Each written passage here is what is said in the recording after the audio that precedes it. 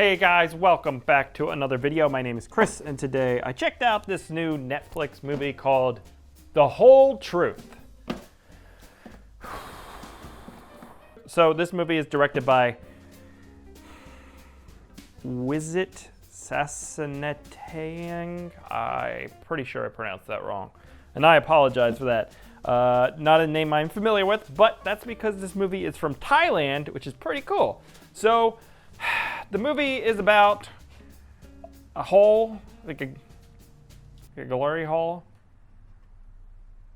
These high school kids are forced to move in with their grandparents temporarily because their mom was in a car accident and is in a coma. And when they get there, they stumble upon the glory hole, Pappy's glory hole. And inside the glory hole, there is some superstitious activity taking place with a young girl, and some hijinks ensue.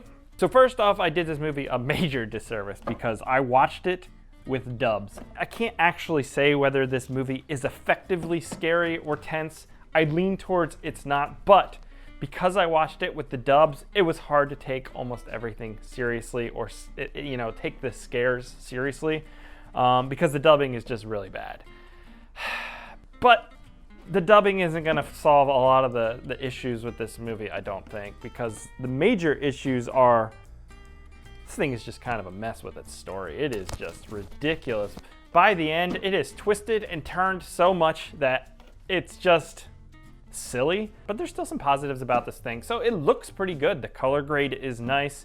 Very few locations, and they utilize this house, basically this room, quite a bit. It starts to look like a set, and I don't know if it is. It just starts to give off that feeling because the way it's all lit and stuff, it feels a bit more theatrical, I guess is how I would say, and less natural.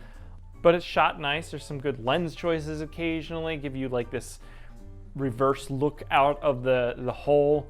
And so visually, I thought the movie was okay. There's also some creepy effects that happen later on with a child and some gory stuff. That's actually pretty well done as well. The sound, like I said, I watched the dub version, so that was bad, but also some of the sound effects and some of the risers and hits that they use in this movie are very generic stock ones that I've heard in a bunch of other things. So when you are watching a movie and you're like, oh, I recognize that riser, I don't know, it starts to feel a little bit more amateur than what I'm actually seeing. But from a production standpoint, I thought it was all right. It's the story, man. When I was watching it, I was initially thought of The Visit, because it kind of feels like that, with you have the two kids going to live with their grandparents, and they don't quite know their grandparents, and something is going on. So it harps on that a little bit. And then it moves on to some tropes from like The Sixth Sense and The Ring and stuff like that. So it's kind of this hodgepodge. And what's kind of cool about that is this movie's from Thailand, so it feels like it's a little bit different of a take on this well-trodden territory we've been before. But like I said, this movie goes all over the place with its twists and turns, and it ends at one point and then keeps going for like another 25 minutes or 20 minutes where they just keep turning and twisting all over the place again. So I think this movie could have been shortened, and a lot of it's pretty predictable, even though where it eventually ends up isn't quite, but you know where it's headed, I guess. I guess the whole crux of the movie is kind of like this idea of dealing with the ghosts of your past. And I like that idea, and in the way that they do that is by peering through the hole and seeing events that have occurred in the past. And we get a line about the wormhole theory, which is the explanation for this. And when they do this in movies where a character just like tosses out an idea, well, what if it's this, do you ever hear this wormhole theory where it's like a portal that connects two dimensions? And we're like, okay, sure, let's say I heard about that. And with that, you have like, it's just like people jumping to conclusions without actually explaining anything, and that's just the concrete evidence the audience is supposed to take. It's a little frustrating. And then you get lines like, it's just sometimes that the things we think we know might just be a fraction of the truth. And it's nothing compared to the whole truth. Okay, the visual of putting your eye up to a hole is a little tense, I'll admit, because your eye is so exposed and so sensitive, it's scary to think about what can happen and what can come through the other side of that hole.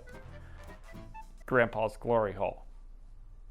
And if you want a good movie with some messed up eye hole action, I would recommend Dario Argento's Opera.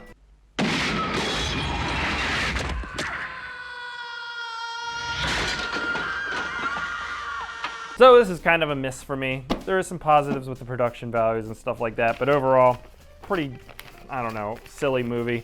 The name, pretty silly as well. So I just couldn't get on board with the real concept here, and the execution on the concept was even worse. Not in its production, but in its storyline, where this premise leads and stuff. It's just silly, meandering, messy, just not very good, and it's way too long of a movie. So I'd probably skip the whole truth, aka Grampy's glory hole, and you know, there's better holes to check out.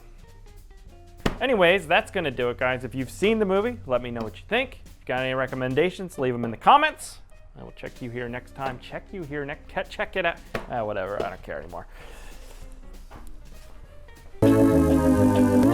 Hey guys, it's Chris. I know some of you already have a heads up over the others because you've already liked the video and subscribed to the channel. To me, it's like a no-brainer. Like, why wouldn't you do that? So like the video, subscribe to the channel, helps us out. Catch you here later, guys. Goodbye.